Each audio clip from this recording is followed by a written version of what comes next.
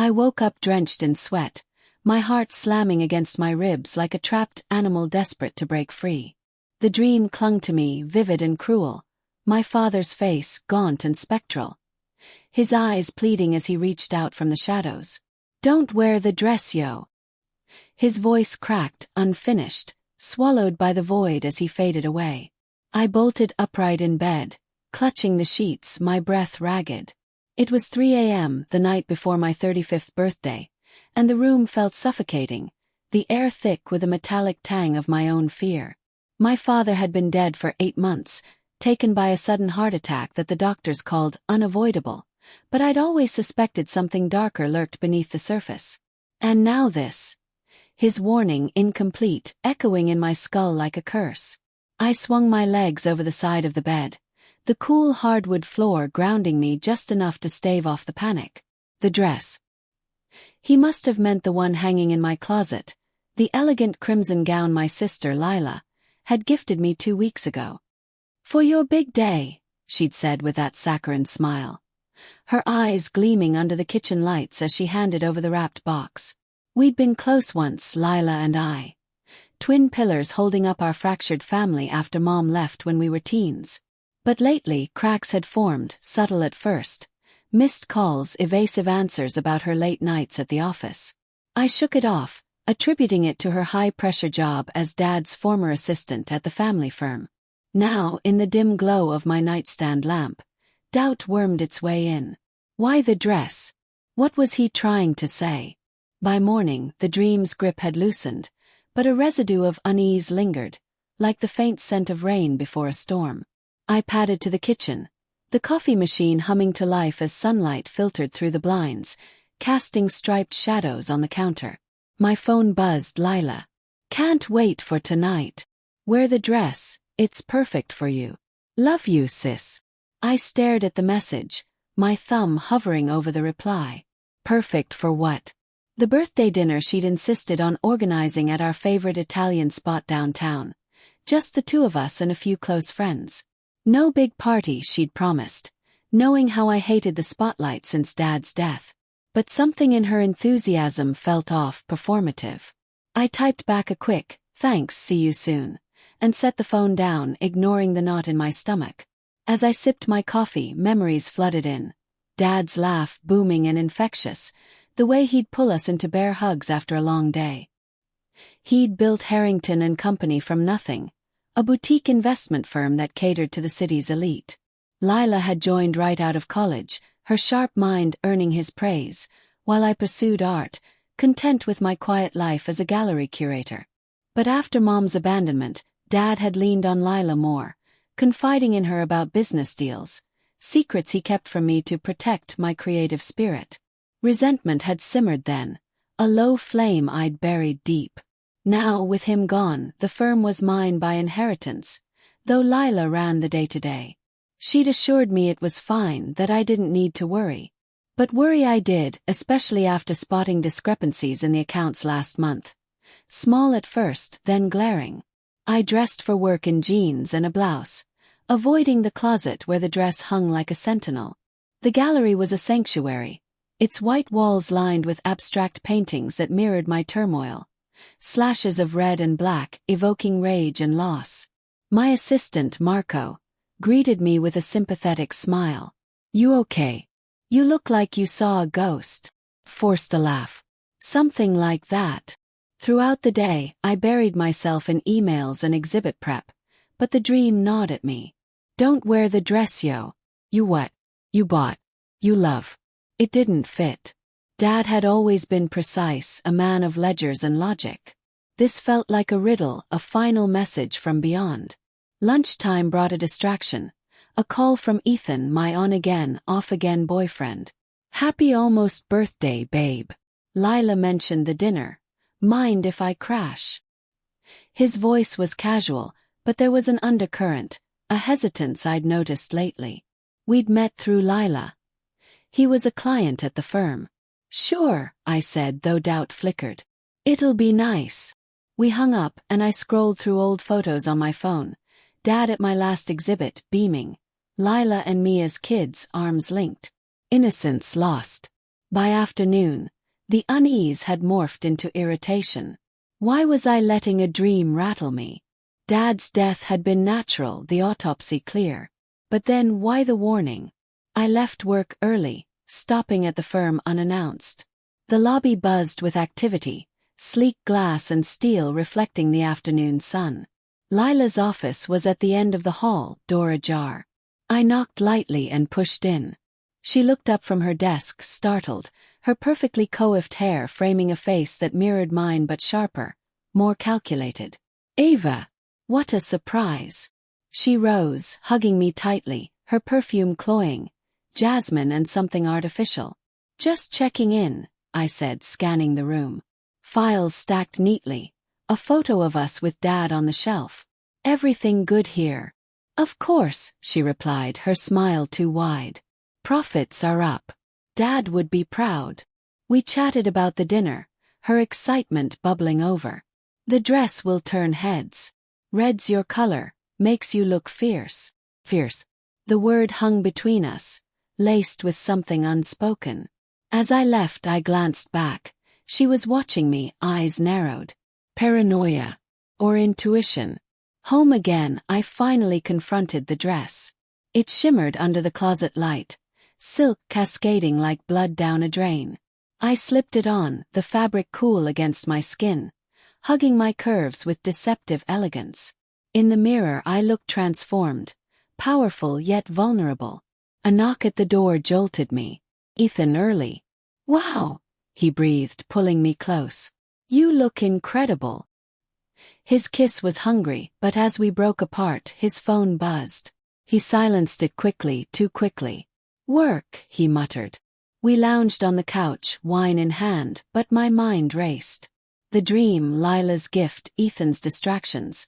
It all coalesced into a fog of suspicion. As evening approached, we drove to the restaurant, the city lights blurring past like accusations. The place was intimate, candles flickering on tables draped in white linen. Lila arrived fashionably late, stunning in black, air-kissing me. "Happy birthday, Eve, sis." Friends trickled in, old college pals, a couple from the gallery. Laughter filled the air, but I felt detached, observing.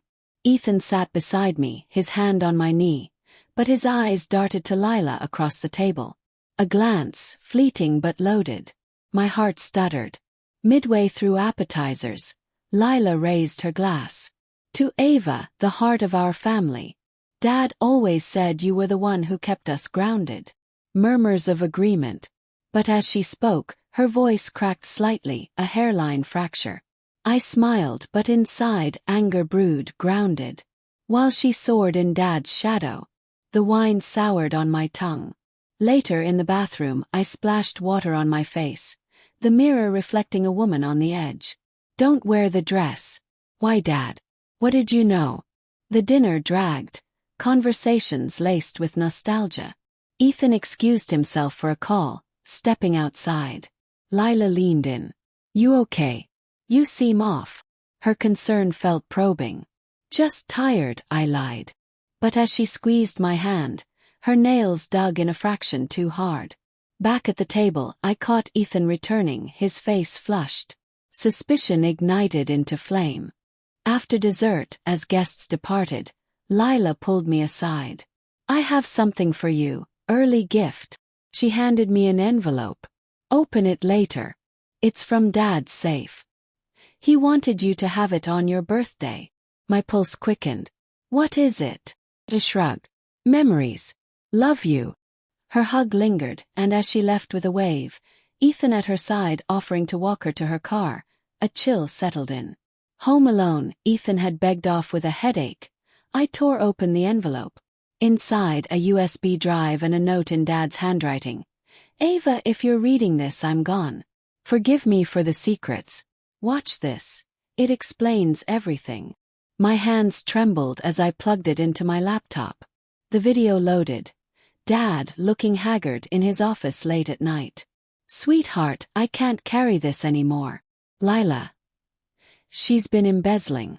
Small amounts at first, but it grew. I confronted her, but she threatened to expose my own mistakes. Old deals gone wrong. The stress. It's killing me. He paused, tears welling. And Ethan. He's in on it. They think I don't know about their affair. Don't trust them. The dress. She insisted on buying it for you. I overheard her on the phone. It'll be the perfect distraction. I don't know what she means, but be careful. I love you. The screen froze, Dad's face etched in pain. Betrayal crashed over me like a tidal wave. Hot, blinding fury mingled with heartbreak. Lila, my sister, stealing from our legacy. Sleeping with my boyfriend. And Dad, silent until death, protecting her. No, protecting me from the truth. Humiliation burned in my chest.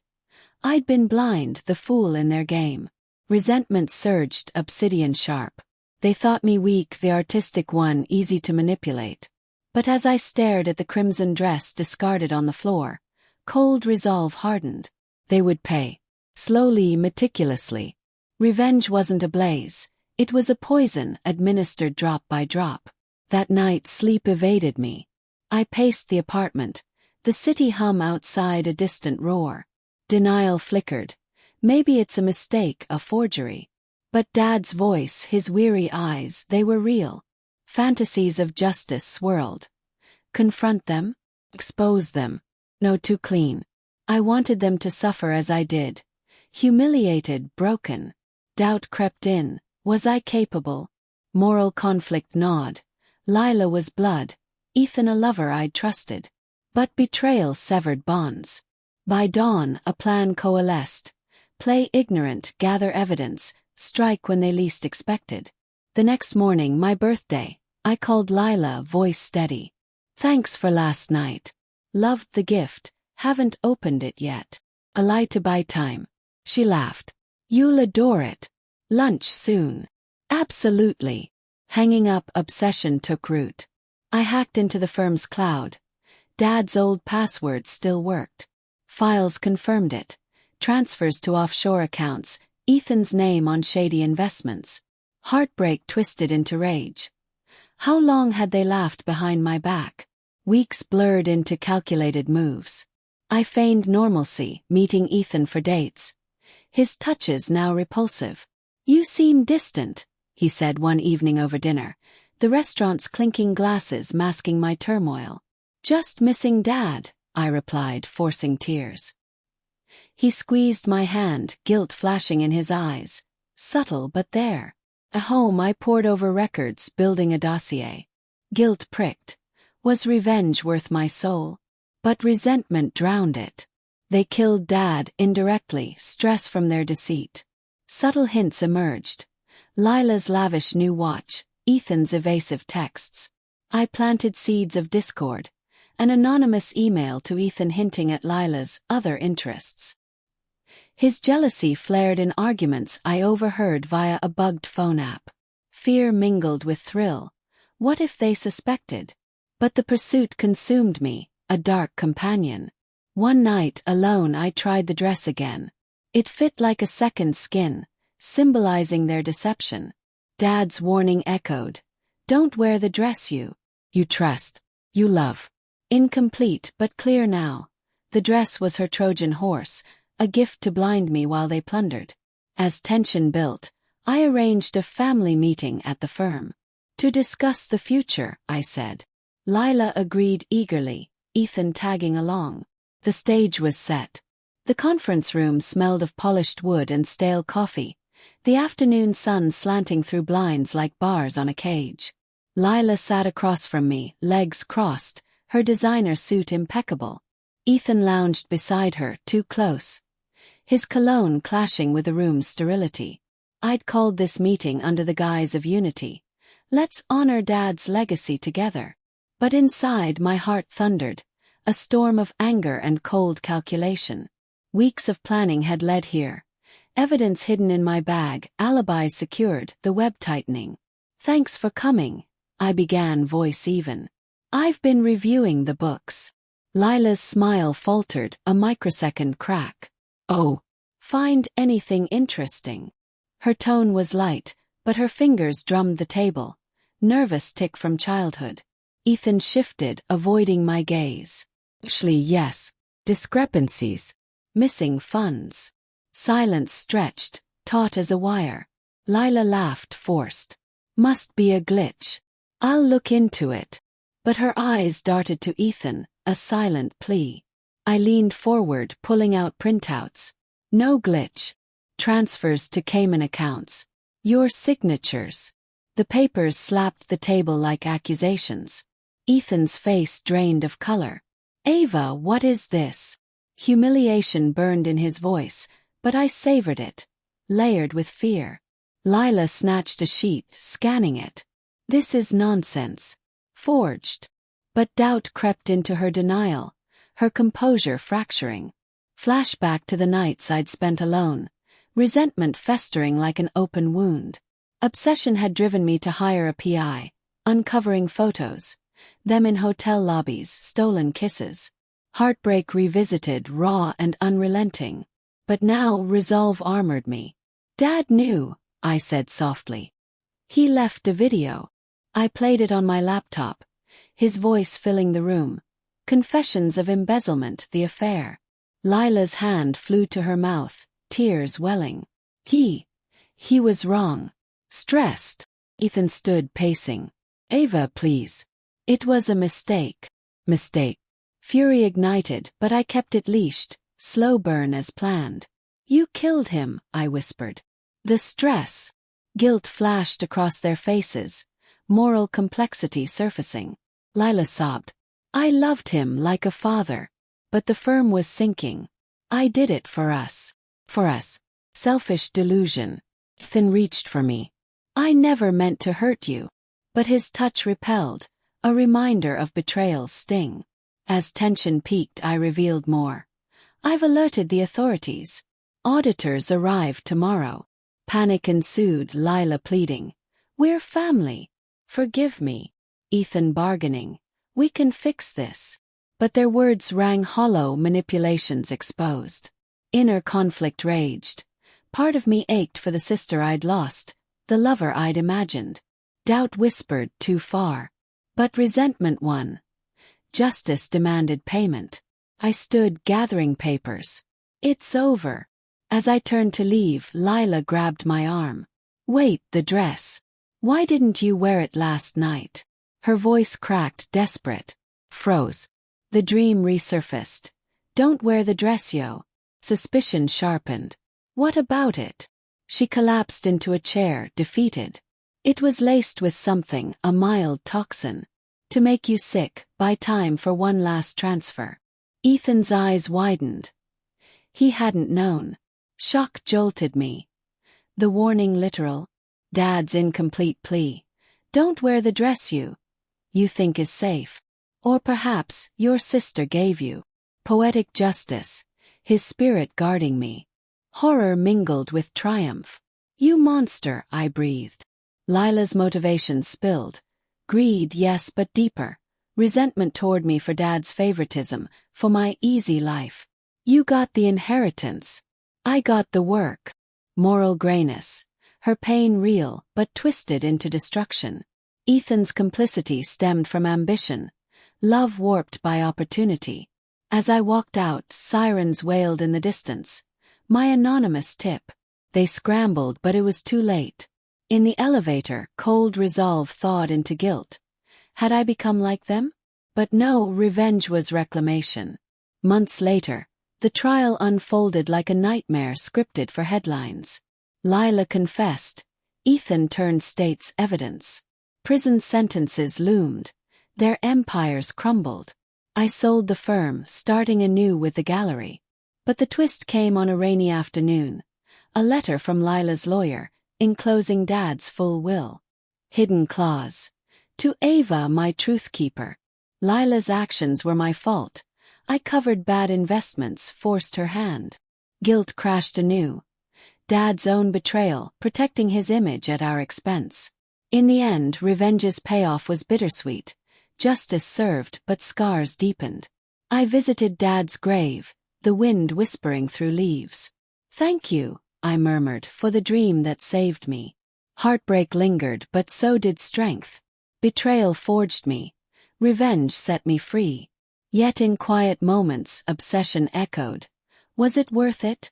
The answer, morally gray, haunted like a ghost.